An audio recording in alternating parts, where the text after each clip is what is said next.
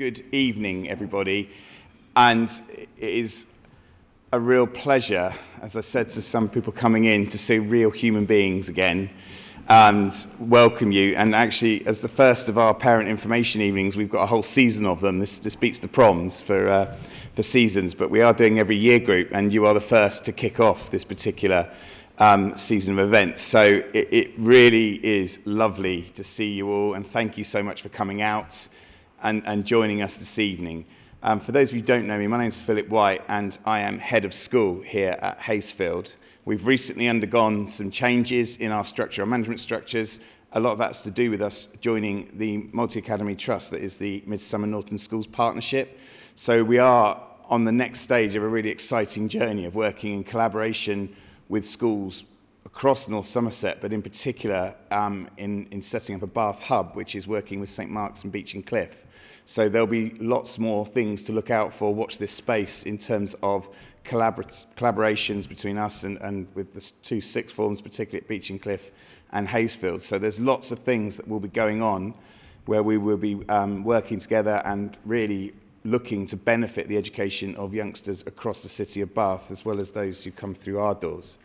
I'd especially like to extend a warm welcome to parents who are new to Hayesfield, and delighted again, and it's really interesting if you looked at a map of where students are now getting up in the morning and coming to from across the country. It feels like, I think there's some pretty early morning train journeys being put in to get to Hayesfield, and that's quite humbling to know that people are really willing, have wanted to come to Hayesfield, that they'll put in that time at either ends of the days, put up with some of the interesting bus journeys that no doubt they'll have to do. So again, that is really humbling that that you've come to us for that quality of education that you hope you'll receive in the next 2 years, and we absolutely intend to step up to that mark and deliver that for you. So what you've got this evening is a presentation from members of the sixth form team, and I will hand over to Miss Trueman shortly, as she will talk you through some of the really key things. If you didn't get a booklet, there are some copies that we've now popped on the table at the top.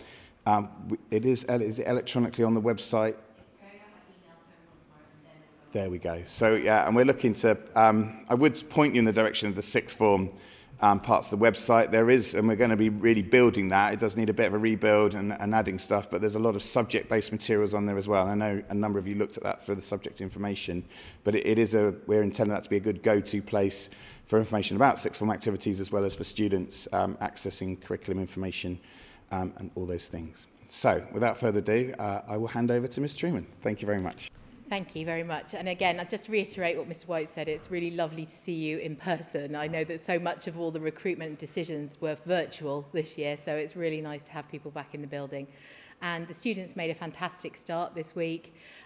They've really sort of taken risks in terms of putting themselves out there, building new relationships, being enthusiastic and being proactive. So that's a wonderful start. Okay, let's try and give you some of the salient points, and then hopefully you can take the booklet away. We produce this because we do find that once they get to the sixth form, we spend a lot of time answering queries from parents where they say, well, my daughter's not told me anything, my son's not told me anything.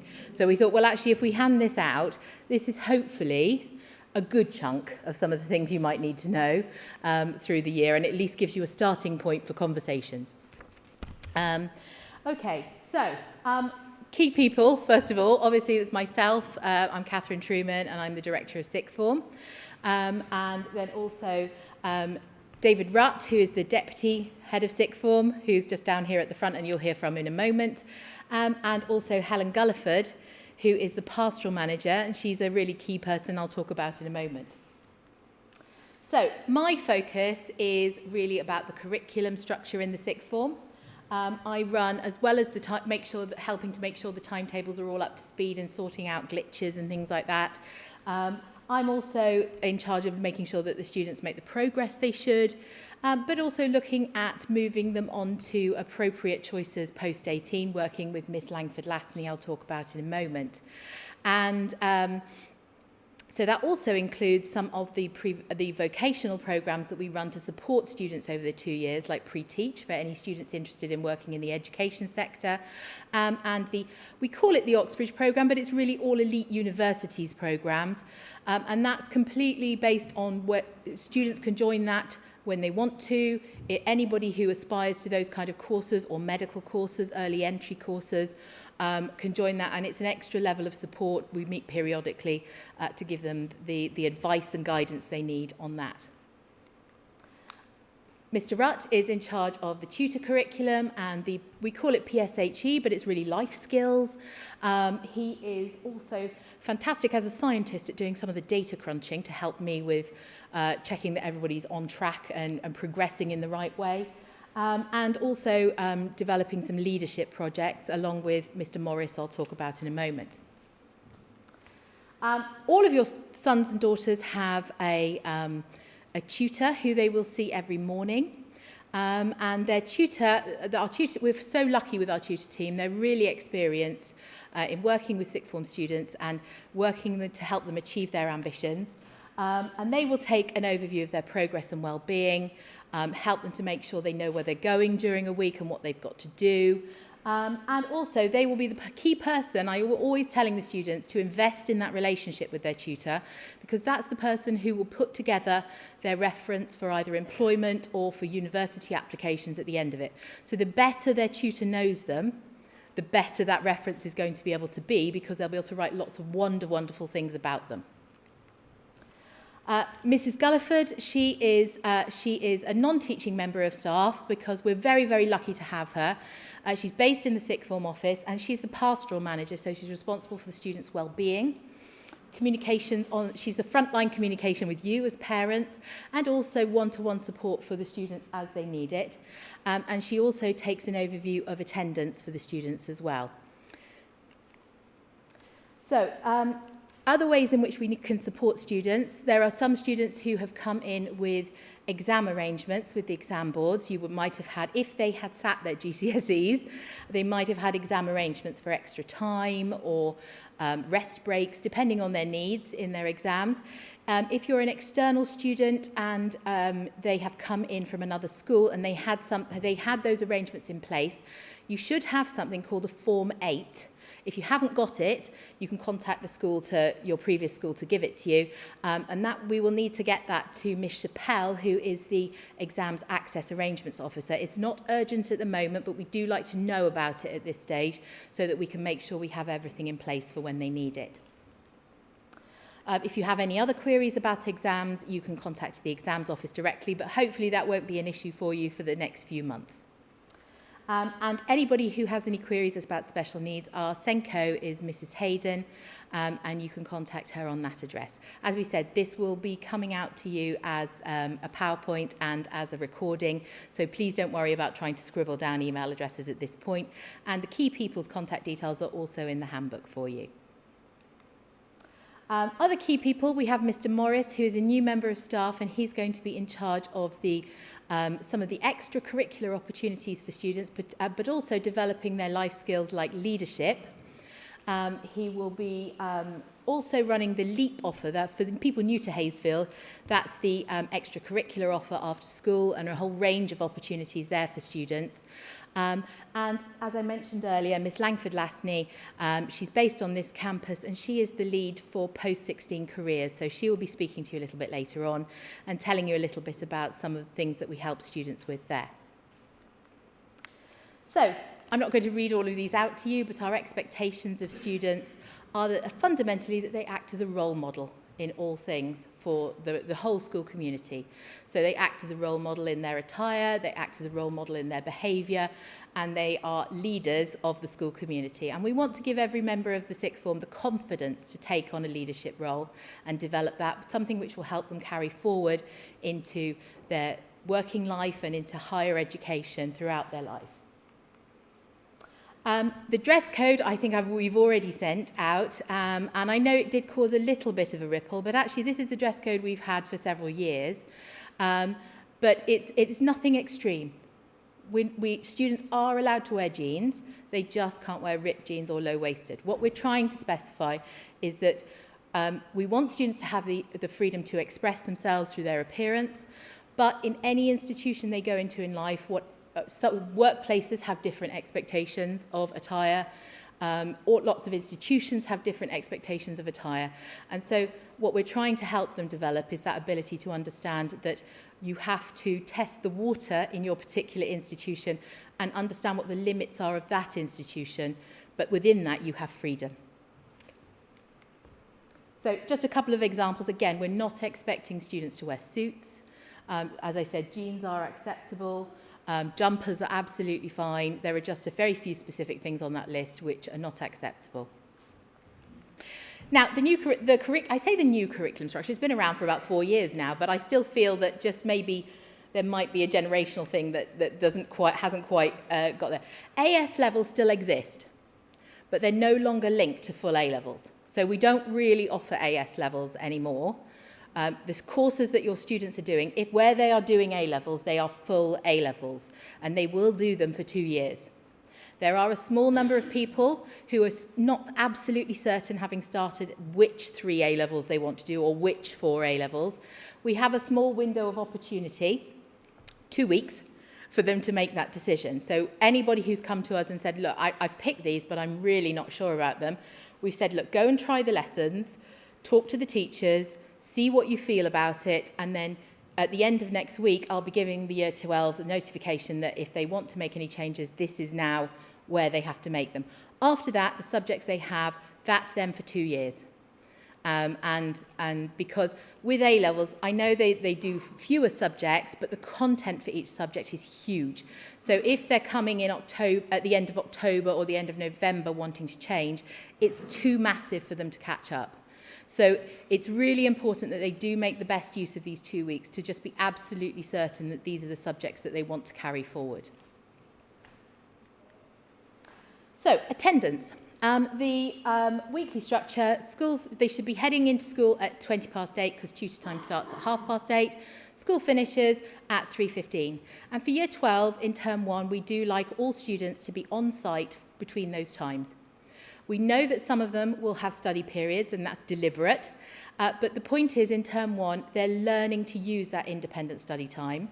And with the best will in the world, we do find that there is a rather high correlation between the people who spend more time at home and the people who perhaps aren't up together with all of their independent study work. So we do have lots and lots of study spaces for them to use. I'll go through those in a moment. And there will be space for them to study in a calm, quiet place and use that time. And I've been through the students, how they can use that study time effectively. A lot of that will be homework and tasks set by the teacher, but we've also talked about starting from the beginning with revision, because building up those revision resources on a weekly basis, producing revision cards, summary diagrams of what they've learnt, building that up so that when they do come to the revision phase, it's not such a mountain for them to climb, and using things like wider reading lists, and we're going to help them understand how to do wider reading so that they've got something productive to do in those study periods and they're using them to the best of their ability. Later on in the year, if things are going well with their progress and attendance, we will review that, but for the moment we would like them to be in for the full school day. I just want to briefly mention something called the Parent Portal, which sounds very scary, but it's linked to SIMS, which is the information management system we have in school. Those of you who've been at Hayesfield already will be very used to this. You may have had this in the previous school that your son or daughter attended. It's a way for you to check at any given moment if you can't remember if they've got any lessons or at a particular time, or if you're having a family disagreement about whether they've got lessons at a particular time, you can go on through the SIMS app and check their timetable. You can check their reports via that, so you will get an email when the reports come out saying it's on SIMS app now, so you can see it there. The one little caveat I do need to point out for the sixth form parents is the attendance part of that. Because the SIMS app, it's wonderful in many ways, and it reports attendance beautifully for years 7 to 11. In the sixth form, it has a little bit of an app-based meltdown when it comes to attendance in the sixth form because it can't cope with study periods and for the older students if they're off-site for work experience and so on. So I would ask you not to panic if you know that your son or daughter has been in school every day. If the SIMS app is not reporting 100% attendance, it's not accurate. It's not what we use. It's not what will be reported. It's not what would go on references. So please take that with a huge pinch of salt. I'd love to take it off there. Unfortunately, Mr. White assures me that it's either the whole school on or the whole school off. So for the benefit of years 7 to 11, we keep it on there, but please take it with a pinch of salt because it's not 100% accurate with the sixth form. So you will be getting an email shortly from the data office telling you how to log into this, and then you can log in as many times as you like and keep up to date. Just so students also have their version as well, and they use it a lot, keeping up homework or home to put on there, and to also timetables and stuff like that. So it is a really useful app. Okay, fabulous. So, as I said, there are lots of study spaces across both campuses, plenty of space for them to spread out and have some quiet study. A couple of those spaces are actually staffed, so there's somebody there just to go if they need to, in terms of keeping a quiet working atmosphere. They do have social spaces as well in terms of the common room on each campus, so they have a place where they can sit and chat and talk to friends, but these are the quiet working spaces where they can go in their study periods and get on quietly. Talking of independent study, we are training students to be independent learners, and so we build that into their week. They got a timetable yesterday which had lots of blanks on it, and there was a collective Mexican wave of finally, wow, free periods, and we keep correcting them and saying they're not free periods, they are study periods. Because for every hour they have of study, they should be doing at least an hour of independent study. So they should be doing at least 2 hours of task-led work for each teacher each week. That'll probably add up to about 15 hours a week, and that's a lot to do in the evening. So that's what those study periods are there for, and that's why we want them in school to start with, so that we can see who is creating their own dent on the sofa in the common room because they haven't moved all day, and who's actually making some good progress in the study rooms, and so we can give them some support in doing that if they're struggling with that transition. So about 12 to 15 hours a week, they should be doing outside lessons as a guide, and if they ever tell you they've got nothing to do, it is absolutely not true. Equally, all work and no play can sometimes make Jack a dull boy and Jill a dull girl. So it is really, really important that they don't just approach their sixth form as lessons. They are not here in the sixth form just to go to lessons. The LEAP programme, which is the extracurricular, is going to enable them to develop other parts of their CV, other skills that they need. Mentoring younger students, we have a reading support programme. They could go as auntie and uncles with camp with the year 7s and work with them. They can be subject mentors for younger students in year 10 and help them with their learning. And we're actually developing a community project with Newbridge Care Home at the moment, hoping to do some intergenerational projects.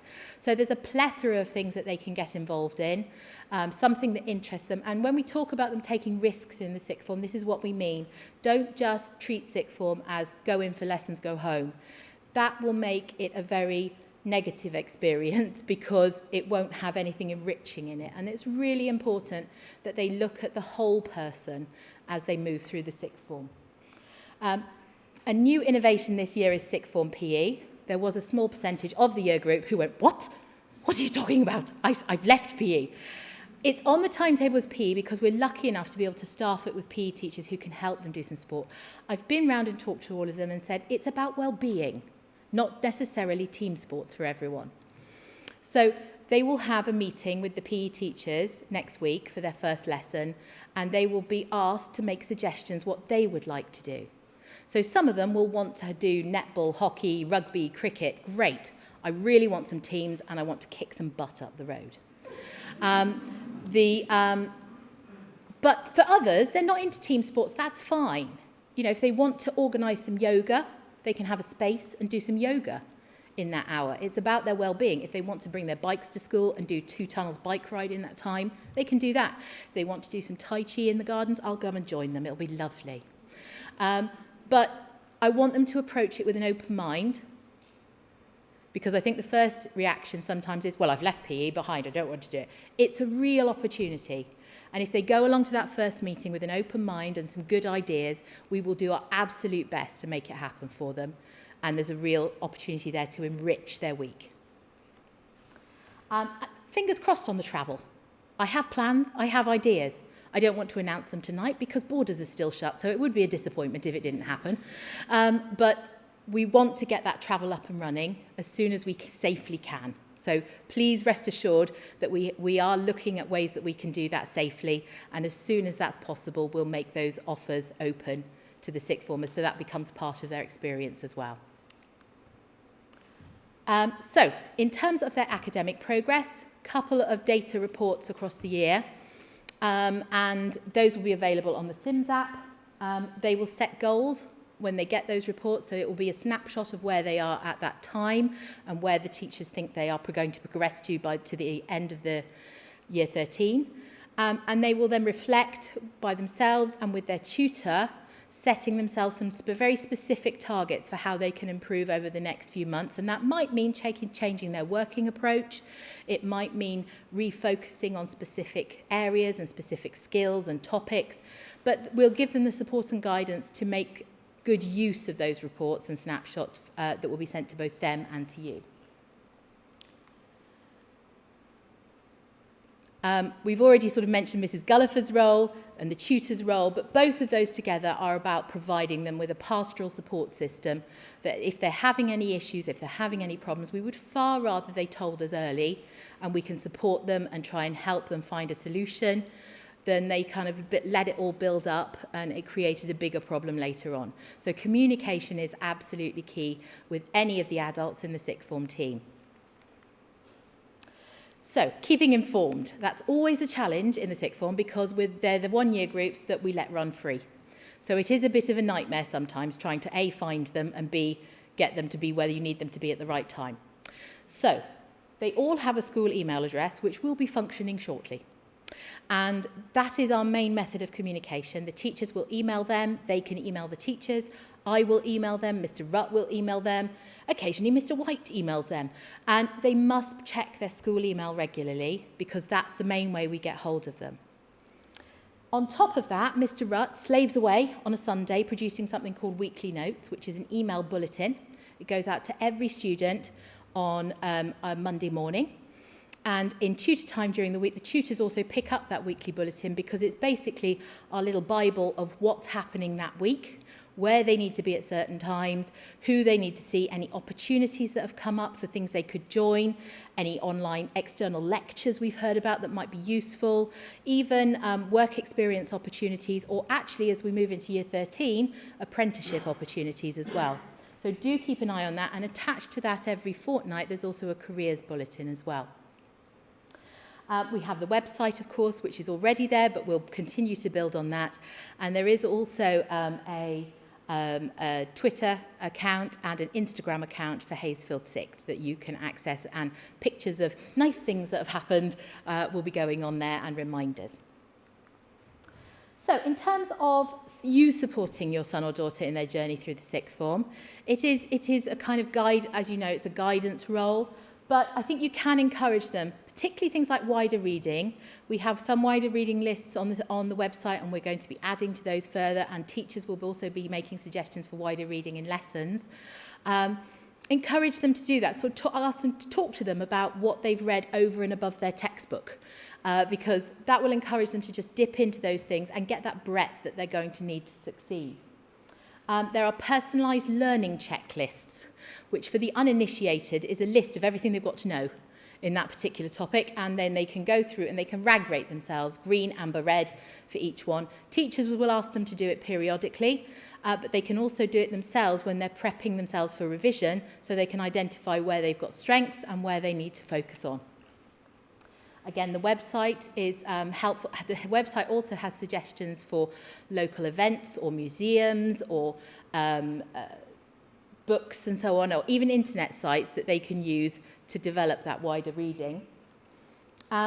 Because actually, the vast majority of them will go on to apply to higher education, either immediately or later on. And when they do their UCAS application, as the year 13s are sitting there chewing their pens over now, the personal statement where they sell themselves, it asks about your wider subject application. What have you done? We know you've done the A-level syllabus or the BTEC syllabus because you've written that down. But what have you done over and above that? If you're going to apply for geography, what have you read that isn't on the syllabus? And that needs to go in their application. And some of the Year 13s will occasionally have a bit of a scramble because they realise they haven't done it. So if you start doing it in Year 12, you're going to be in a much stronger position. And it will also help you to clarify exactly what it is you want to go on and do. Are able to stand out from the crowd. As more and more people go on to higher education, they need to make sure that sell themselves as something different. So, for example, Goldsmiths University and UCL do online lectures all through the year that they can dip into. We're very lucky to have 2 local university Year 12 programmes, On Track to Bath and Access to Bristol, where they can apply to be part of those and have support all the way through Year 12, trying out different university subjects to help them make decisions. There are summer schools they can sign up to. This was something that didn't exist when I went to university, but a lot of universities now offer summer schools for Year 12s.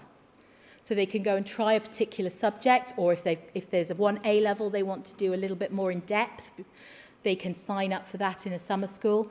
And a lot of them are free or very heavily subsidised. And we will advertise those as they come up and talk to the students about them. But if you're aware of them as well, hopefully that'll give you an opportunity to get signed up for them. Also, positive note, parents, it means quite often they go away for a few days next July. Great. Finally, I wanted to mention this thing called MOOCs, which is quite scary sounding. It stands for Massive Open Online Course. Essentially, these are free mini courses run by internationally renowned universities. So you or your son or daughter can sign up for one of these and do a course with the University of Chicago, Harvard, Yale, Oxford, Cambridge, Glasgow, Southampton. Huge choices, and FutureLearn particularly does offer free courses in a lot of them. There are other ones out there like Coursera as well, which are equally good. And we will go through that with the students and try and entice them to get involved in those as well. We're also super lucky to be living in Bath because there are so many cultural events, even in this slightly towards the end of the pandemic world that we're in, where things are still slightly restricted. There's talks from authors, there are festivals, there are lectures that they can get involved in. And I would encourage them to make the most of the place that they live in and really just seize all those opportunities, take those risks and put themselves out there. The other way you can support is that you can help us. So if you have any particular parental expertise in a particular careers area, we'd love to hear from you so that you can come and talk to the students about it. Any particular life skills. To be honest, if anyone's a mechanic, we'd love to do some car maintenance. If anyone's a first aider, we'd love to offer some first aid. Really practical stuff. We want them to be able to go to university, but we also want them to be able to cook their dinner, wash their clothes, etc., etc. And we can work together on this, but if anybody wants to offer that, that would be fantastic. One of the challenges in the sixth form is it's a really exciting time because you have some freedom. And probably most of them will be wanting to develop some financial independence as well with part-time jobs. Brilliant. Absolutely fantastic to have a part-time job. But just occasionally, when we notice a person's schoolwork is slipping and we discuss with them why that might be, it turns out they're doing 25 hours a week at McDonald's or other employer. And part-time jobs are great, but they have a full-time job at school. So anything up to about 10 hours a week is absolutely fine. Beyond that, there is a really strong correlation between more than 10 hours in a part-time job and dropping grades. So absolutely, go for a part-time job, but it needs to be in balance. It's a strange one, this one. I have had the odd student who's managed to spin a line to their parents that after they do their Year 12 exams in the early spring, the year's over. No. Term ends on the 21st of July 2022, whatever they say. And it's an academic term all the way through. The other thing I would ask is we do have, and you'll hear about this in a moment, a work experience week at the end of the year for them. And we want to encourage everyone to take part in that. We recognise that sometimes it's not possible to fit it into that week, but so we're very happy for them to do work experience in any holiday week at all. But please, please try and avoid term time. It's just that what they gain often from the work experience, they lose by missing the time in school. Okay, I'm going to stop there and hand you over to Mr. Rutt, who's going to deal with a few myths we sometimes come across. Thank you. Good evening. I've been introduced. My name's Mr. Rutt. I'm Deputy Head of Sixth Form. I do the data because I love spreadsheets. They make me happy. All the numbers work. I show them to Miss Trueman, and Miss Trueman's like, yeah, is that the good thing? I'm like, yeah, that's a good thing. I colour them in green for her so she sees they're good. I also do, like we said, tutor time and PSHE. I'm just going to talk really briefly to you. A couple up here. It's okay. I don't have to go today. I haven't got any lessons. It's just not true. You might look on Sims, there's no lessons. Doesn't mean they don't get to come in. They have to come in. They come in for tutor time, for a start, the most important bit of the day, and those study periods. They're study periods, they're not free periods. There does come a point later on, much later on, where if we have decided that they are responsible students and they can possibly be able to go home at lunchtime, having shown a lovely, strong morning's worth of work, we'll allow that. But that is not for a very long time, probably even into year 13, to be honest. My teacher's away, so I'd have to go in. It's not true. It's not true. They have to be in all the time. All the time. There's always going to be work set. If the teacher's away, there will be work set which will last for that hour, that 2 hours. Okay, there's always stuff that they will be expected to be getting on with. There was one, I thought of one when you said about the work experience. Oh yeah, it's fine. I've got a free period. I can go and have a driving lesson. No, you can't. It's fine. I've got a free period. I can go and do some work. I can go and work in McDonald's. No, it's not true. They need to be in school during those school hours, okay? Unless later on we decide that they are working responsibly and we, as a sixth form team, give them special dispensation. It's not up to them. I think we've kind of addressed that top one. We can move on. Collapse the timetable, don't have to go in. Ignite days. It's an off timetable day. They've collapsed the timetable day. We do things, we've got UCAS day for the year 13s. We've got Hooke Court, which is going to be amazing. I have to collapse the timetable. They have to go in. Yes, they do. They have to come in all the time. They have to be in unless we say they can.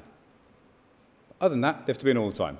I feel like I'm belabouring this point a little bit, but it just is still something that slips. And there'll be points later on in the year when they'll try these on. I just want to really make it clear they have to be in. EPQ, I love the EPQ. This is something that it's offered as an extra. They don't have to do it, students don't have to do it, but it's offered as an extra. What we do in the first term in PSHE, I'm rebranding PSHE as life skills anyway, because that's what I'm aiming for, but we do a study skills topic. So year 12s and year 13s, they're all going to do the same thing this year, but it's a study skills thing. Teaching them how to be work independently, teaching them how to be good sixth form students, to set them up with good habits for the rest of their sixth form. What the EPQ does is goes further. It sets them up with good habits for university. At the end of October, at the end of this term, essentially what they'll do is they'll write a letter saying, I'd like to do an EPQ on something. Now, the EPQ has to be on something they're interested in, has to be something that isn't directly related to their courses. So if they were doing biology, you couldn't just do an EPQ on general biology. It has to be specific and not covered in the course content. They either do a 4,000, 5,000 word essay, or they produce some kind of artifact. Now, an artifact can be a model. We've had students that did, one of them, for students that made a shed. We had students that have reclaimed and rebuilt an old MG sports car engine. So it doesn't have to be an essay. It's just on something that interests them. It counts, it's an AS, isn't it, miss? Equivalent to an AS, so it counts with UCAS points. And certain universities are very on board with the EPQ. They really like it as a thing. And they will, like Southampton, if you get an A, or an A star on your EPQ, and you hold an offer with them, they will drop their offer by a grade or so. I think it's a grade. So if you've got, say, ABB or AAB, they'll let you in on ABB, if you see what I mean, for the EPQ. A lot of universities really rate it. Some, they see it as interesting, it's useful for them, but some they will actually kind of drop grades, I'll make it easier for you to do it in. It's a research project. There's a lot of independent work expected. We put a lot of work in supporting the students through that, because the idea is it's a long-term kind of research project that they do themselves, and they produce this lovely essay or this artifact, and it gets marked. I love it because I think it produces some really good skills. It really sets them up well for university life, because essentially there's someone they'll come and speak to about it, and they'll go, off you go then, go and do that, rather than hand-holding them. I'm a big fan of the EPQ. I love it. Core maths, super useful for students who are doing subjects that are quite maths heavy, such as the sciences, such as psychology, but aren't then doing maths with it. Okay, so it's just to support, it's to give that extra level of support to those students, because some of the maths, I'm a chemistry teacher, and I know that the first thing I'm going to be doing with my chemist is basically teaching maths to them.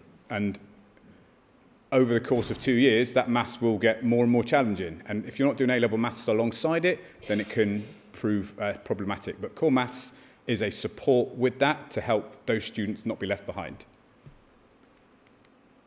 And that's me, basically. If you've got any questions, my email address was on there. I'm going to be at the top when you guys are leaving anyway. So if you think of anything, you come and speak to me. And I'll hand you over to Miss Langford-Lasney to talk about work experience. Okay, hello, I'm Miss Langford-Lasney. I'm in charge of careers for sixth form. So I'm going to be sending out bulletins for you to read with all the opportunities that come our way.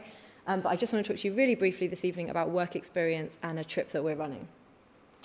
So work experience is anything when you're in a job, but basically you're not getting paid effectively. It's a chance for you to try out the working world from a sort of supportive learning atmosphere. Particularly in Year 12, we like it to be a more professional job. So in our Year 10 work experience, we'll take a wide variety of placements. But for Year 12, we try to get our students in somewhere a bit more professional, a bit more in line with where they might go post-university or post-training. So why? Basically, because they're probably going to have to go to work, and it would be good if they were prepared for that, and it would be even better if they had a sense of the kind of working environments they liked. Do they want to be outside? Do they want to be in an office? Do they want to talk to people? Do they want to be alone? It doesn't matter really if the work placement that they go on, age 17, is the job that they go into, because whatever job they go into for their placement, it's going to give them a lot of that information. We've had lots of different work experience placements in the past. You can see some of these on the slide here. Last year, obviously, we had a lot more virtual work experience, and we'll watch that space for whether that continues to be the case this year. Ideally, I'd like all of our Year 12 to be in a real-life work experience so that they can talk to humans. So, in terms of support for this, I don't want to frighten you, but it is quite hard to get work experience placements, which is why we're talking to you about it now, especially one that is going to really fit in with what our students want to do. So start thinking about it now. Some businesses won't be accepting placements at this point. They'll open their placements throughout the year. But use your networks. Who do you know that works for a company that might be interesting? Get our students to write to companies around them. Get them thinking about it. That's my message for today. If you can offer us a professional placement, we would be so grateful. And you can let me know later on or email me at this address. Particularly health-related or engineering professions are really popular. We're running a non-university pathways trip on the 6th of October. It's to the UK University and Apprenticeship Search Fair. So increasingly, we have a lot of students who are looking at both university and apprenticeships as an option for post-18. And this is going to be a really good start for those students who might be considering that pathway to have a think about what they do. So there's a sign-up sheet at the back. I will put this out in the bulletin, but if you're interested or you think your child might be interested in looking at a non-university pathway, please get in touch with us about that. Thanks very much. Now for the fun bit. On Friday, we're hitting Dorset. It's going to be, I'm really excited about it, and some of the teachers are a little bit overexcited, if I'm honest. No.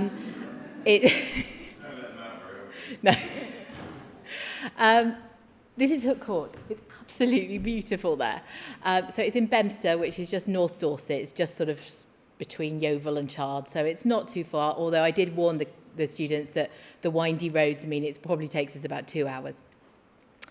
And if they do get travel sick, could they please make sure they do have the bands or the medication? Thank you very much. We are leaving on, apparently we're coming back on Friday the 11th, even if we're leaving on Friday the 10th. I'll just correct that. Friday the 10th at 8 a.m. Saturday the 11th, we'll be back by 3 o'clock in the afternoon. The reason we're doing it is because there are about, as Mr. White said at the beginning, so many people from so many different schools have joined us into this wonderful new year group. And it's been a funny old couple of years. And, do you know, I think it'd be lovely for them all to get together and make some new friendships. That started already. The number of people I've spoken to in the corridors in the last couple of days, and Mrs. Gulliford and I, the question is, have you made a new friend yet? And lots of them are going, yes, I have, jolly good. So we want them to continue with that, because we did this 2 years ago, which was the last time we were able to. We went camping that time. I've decided I'm too old. We've got proper beds this time.